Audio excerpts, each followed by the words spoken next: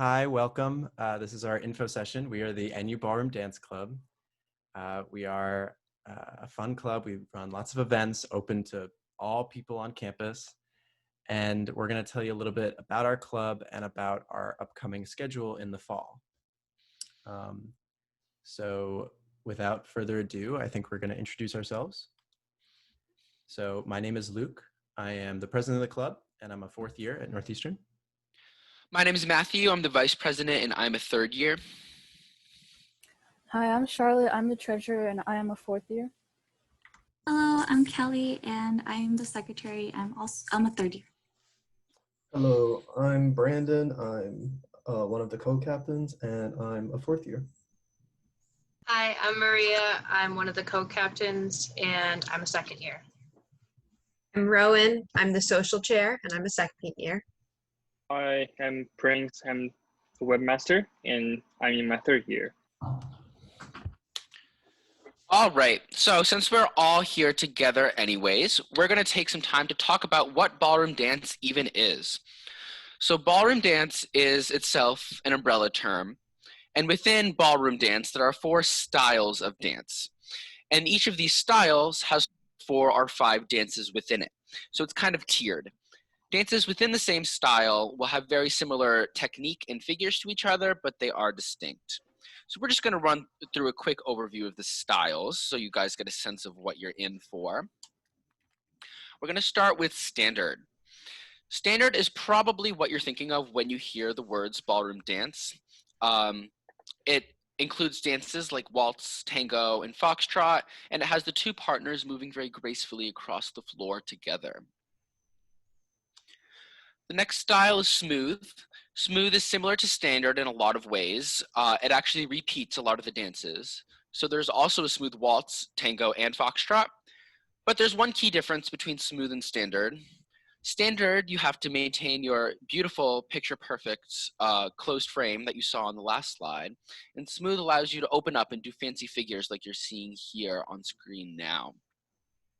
The next 2 styles are also pretty similar and related to each other, much like smooth and standard are related. So we're going to start by talking about Latin.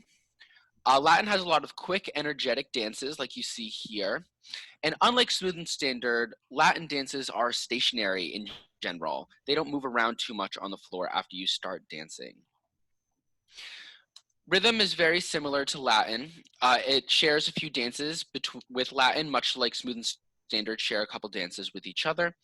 The differences between them are largely about technique, which we're not going to spend too much time talking about right now.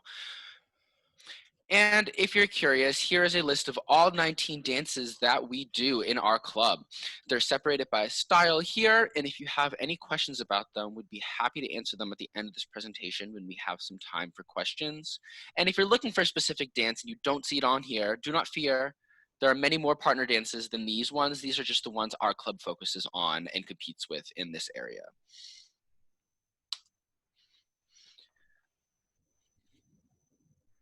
So in ballroom dancing, there are 2 different parts. There's the leader who navigates through the floor, chooses what moves to do next, and sort of is in control of what's happening. And the follower who responds to the leader's sort of prompting and often gets to then show off with flashier and more complex moves. Historically, leaders have been men and followers have been women, but those gender roles don't apply to the collegiate ballroom dance scene. There's no rules against same-sex partners competing. Our club has female leaders and male followers. I'm actually a female leader myself. And it's totally up to you about which part you feel fits you better and not what your gender is. All right, so what do we do as a club? Well, we do a lot of different things, and we will get onto that in the next few slides. So first off is lessons. So these are beginner, intermediate, and advanced lessons where we have either experienced members of the club come in or professional instructors. Second, we have socials where we just gather together to talk amongst each other, get to know each other, have other fun events. And the third is competitions, as you have seen pictures in the previous slides, where the competition team competes. And we will talk about this in the next slides in more detail. So we have beginner and intermediate lessons, which are generally more catered towards casual dancing. We also have competition workshops, which we'll get more into detail later for those who may be interested in competing with us in the future. Regardless, all these workshops are free to attend, and you do not need to bring a partner at all. Our beginner lessons are generally taught by our club members, and you do not need to have any experience to join us. Now for our intermediate lessons, you do need to have attended the beginner lesson for the dance in order to join the intermediate lesson. For example, if you want to join the intermediate waltz lesson, you need to have joined the beginner waltz lesson. And this is mainly because we have professional coaches come in to teach you, and that they tend to go more into detail about technique, and they might teach you new moves. So it's important to have a good understanding of the dance before attending. In the past, we would have met up in the dance studios at Curry Student Center to have our lesson, but because we are trying to protect against COVID-19, we will be having our lessons virtually until further notice. Our beginner lessons will come in two parts. The first will be releasing a pre-recorded demonstration of the dance on our YouTube channel on Wednesdays. The second one, on Thursdays, we will be having a live beginner lesson over Zoom, and you can come in, ask your questions, we'll answer them, and you can learn more about the dance there. Our intermediate lessons will still be taught by our professional coaches, and they'll still be online as well.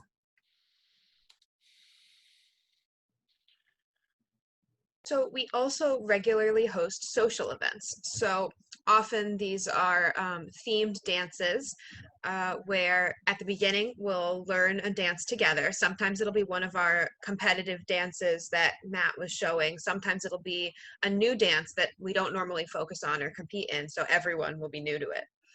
And then for the rest of the social, we'll play music, mingle, dance with each other, trade off partners. It's a lot of fun. These are open to the public, so we get people from the competitive team, people from the club, but we also get people from the Northeastern general body who might have no experience dancing, and people from the ballroom dancing clubs of neighboring schools. We also attend socials like this at other schools nearby, so there's this sort of tight-knit community between all the different Boston and Cambridge schools ballroom dance clubs. Obviously, we can't host these events right now. So in the meantime, we're doing virtual social events where we watch movies together, play games together, hang out. So we still have a community, even though we can't, hang out in person. And as soon as it's safe to do so, we'll be hosting these dances again. Cool. I guess I'll talk a bit more about like the competitive side of ballroom. So competitions might sound really intimidating, but don't worry, almost everybody started out as a beginner, like every single person basically at these competitions. So they're super beginner friendly and everybody's really nice. So we are lucky that Northeastern is in Boston. So competitions are usually hosted by a lot of the schools around us. So we usually go to competitions like those held by Harvard, MIT, Tufts. So these are events that usually are on the weekends and they take the entire day. And some of the ones later on during the semester, once people have started learning a lot more dances, might even take up to 2 days, but they're really fun events and then everybody really looks forward to them. So they're also just like a great opportunity to show off everything that you've learned over the year. But unfortunately, right now, because of the situation, it is unlikely that there will be competitions in the fall. But we will update you guys as things change. And in the meantime, we will still have competition workshops. That's just another resource for you guys if you're interested in competing in the future. And Maria will talk a bit more about that. So even though competitions aren't running right now, we are still running competition workshops for when or if anyone is ever interested in competing. And these are designed for members who want to start competing one day and to become officially part of our competition team. These lessons will take place on Wednesdays from 6 to 8 p.m. Eastern Daylight Time and Sundays 2 to 4 p.m. Eastern Daylight Time over Zoom, and the lessons will go beyond beginner lessons. They will teach more advanced figures and technique to ensure that everyone who participates in the workshops is prepared to one day go into competitions. There will also be one-on-one time to help you guys improve in your dancing skills, and so you will be prepared to be competitive when competitions are available again and when you decide you would like to. If you want any more information on these workshops, feel free to reach out to me or Brandon, the co-captains, to learn more about it. Okay, so since we're going online, you may wonder, how can we get involved? Well, there are three main ways to do that. First one is to join our mail list. It is the best way to get up-to-date information about our classes, Zoom meeting, and social events. The second way is to turn into our weekly lessons. We know that quarantine can be really boring. So if you want to release yourself from those boredom, you can try to learn some new dances to achieve that. And the third way is to attend our virtual socials. All for ebook are gonna be there. So we can just have a little chat, play some games, or watch some movies, and eventually have fun. Great. So you learned about all of our events, which are scheduled on a bi-weekly basis. And so this is an example of a calendar where we have beginner lessons, intermediate lessons, and competition workshops, as well as our socials. Now, this is color-coded in a way to show you how the beginner lesson relates to the intermediate lesson. You can see that our smooth standard lesson is different from our Latin rhythm lesson. And so we typically alternate these two styles, which adds some variety to our lessons. And so if you attend the Thursday beginner lesson at 7 p.m., then you'll be able to attend the following intermediate lesson at 7 p.m. on Mondays, or if it's a Latin rhythm lesson, it would be at 8:30 on Mondays. And so each week you'll attend a beginner lesson and an intermediate lesson for the beginner lesson you had the week prior. Now, the best thing about our club is that you can put in as much time as you are willing to give. And so the competition workshops are there for you if you want more practice and more instruction. And we're here to provide all of that. Finally, Fridays are typically our virtual socials, and you can go to them to meet other members of the club and just like relax. So we don't only dance, we also have fun. Now, the link in this slide is a link to our Google Calendar. So if that's your thing, all of our events will be put on this calendar and can show up on your personal calendar if you add this one. Now, let's see if there's anything I forgot to mention. Nope. Speaking of links, we have links to our social media on this slide, our Facebook, our Instagram, our Engage, and our YouTube. Feel free to subscribe, follow us, all the jazz.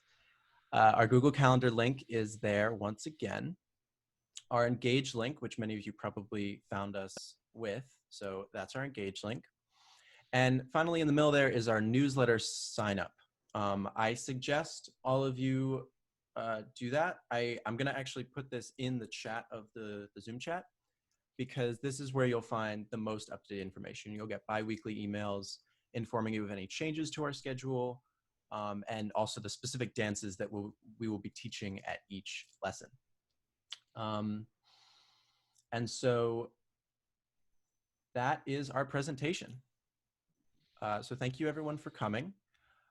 These slides are going to be put online, or actually they're already on Engage. So if you are looking to get these links or see any of the information, you can go right ahead and go to Engage and find these slides. In addition, the recording of this event will be put on YouTube and will be posted to Engage and across our social media later today. So if there's anything you missed, feel free to access this information that way. Feel free to also tell your friends who might be interested to watch this presentation. And with that, thank you so much for coming. We're going to be here for as long as you need to answer any questions. So please let us know if you have questions.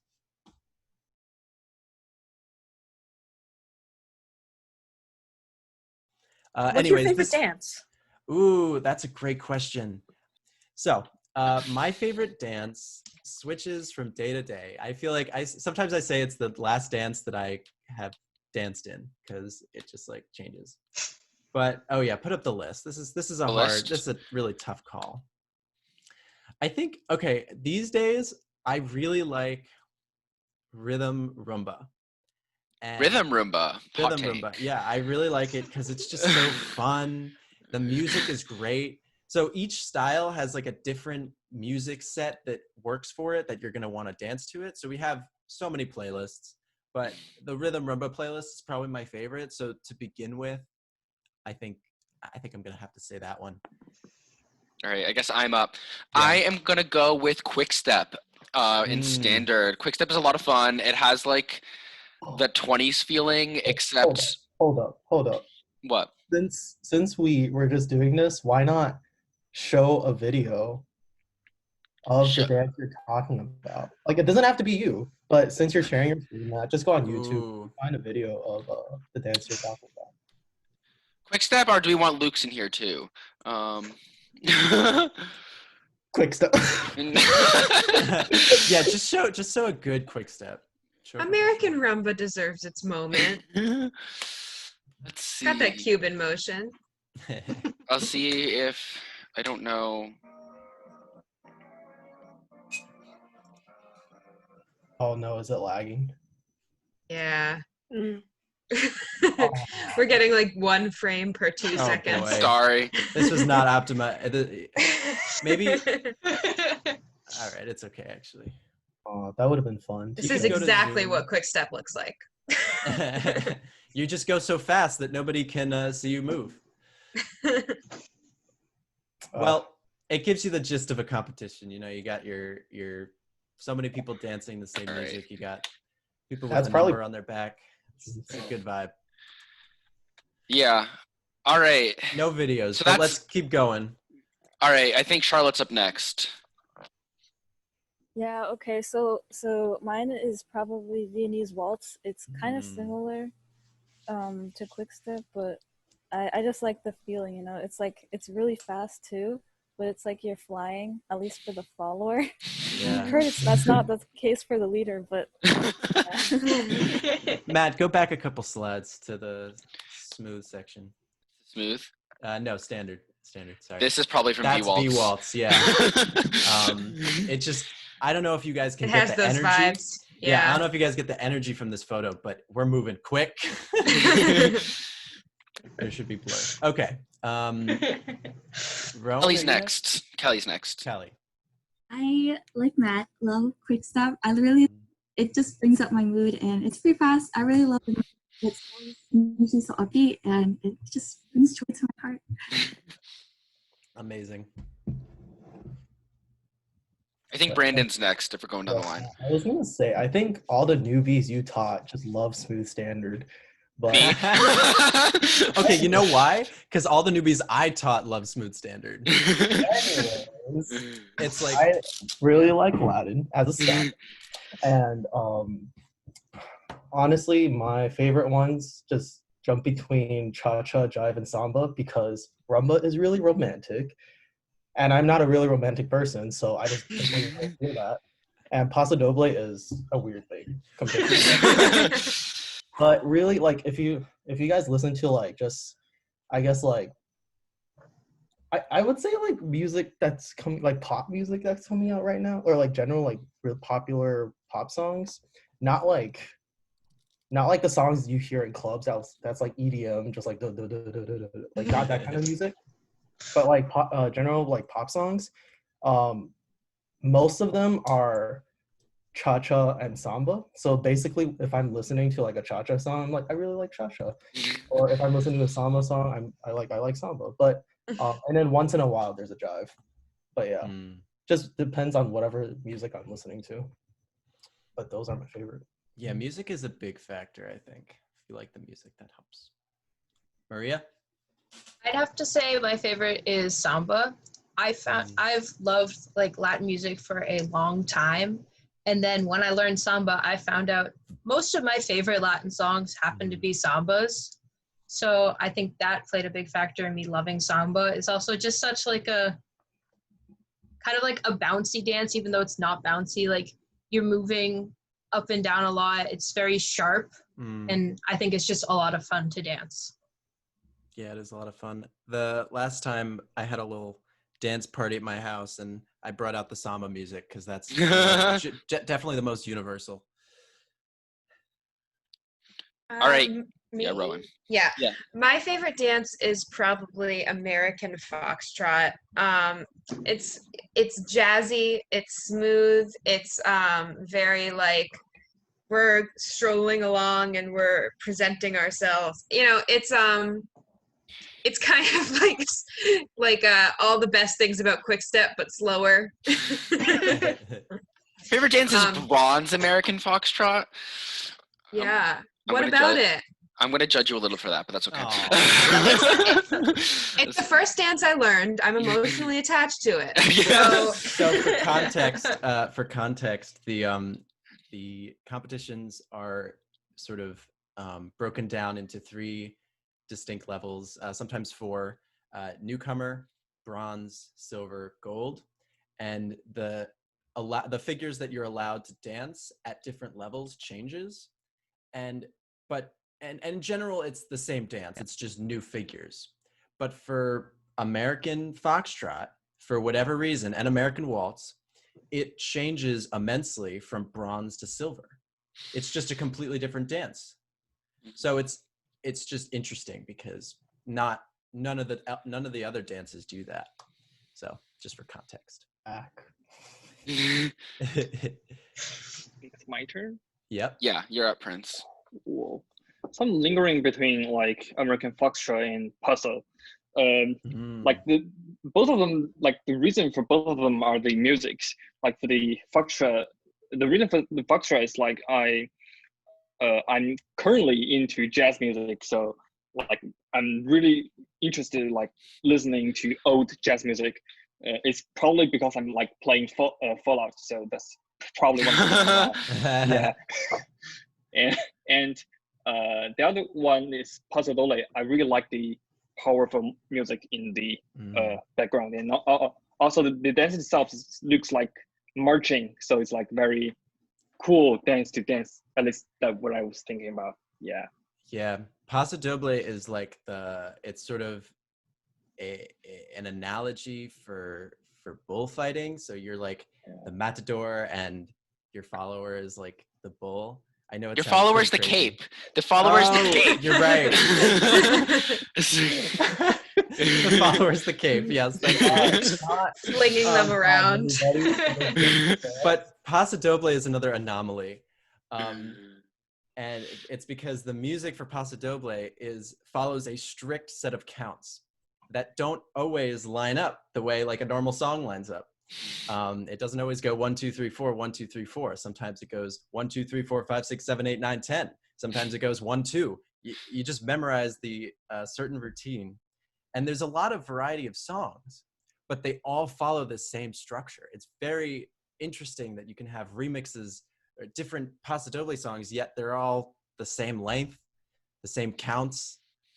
So just another every Paso anomaly. Doble song I've ever heard is just the same song underneath with some stuff thrown on it. I haven't heard the Titanic one. It's weird. It's weird. So many variations. So anyways, I'm sure you got a lot more than you bargained for when you asked my favorite dance. But I hope you got a sense of the variety of all the dances we do and compete in and teach. And you might have heard it mixed in there of the co-captains and teaching people. The co-captains and the people who teach the beginner lessons are like always members of the club. So like probably a lot of the knowledge that is sort of the combined knowledge of our club is passed down year after year. So it's a very tight-knit club. It's very homey, I think. Yeah. Just something to mention. So we have our 2 current co-captains here, and then I was the co-captain last year, and Luke was my co-captain when I was a freshman. So we have 3 generations here. So yeah. Yeah. Well, are there any other further questions? Okay, well, you know what? Let me quickly put the newsletter in here because I meant to do that. If you are interested in coming to any of these events, I highly recommend it. We will do our best to put everything on Engage, but this is definitely going to be better. And you can unsubscribe at any time. It's not commitment. It's just an email list, essentially. Cool. So if there are no further questions, we will adjourn this info session, and it will be posted online along with the slides by later this afternoon. And you can tell your friends who are definitely going to want to come to this thing on Wednesday that we have that other info session on Wednesday at 8 p.m. Cool. Thanks, Thank you for everybody. coming. Thanks so much. Thank you. Of course. Bye. Bye-bye.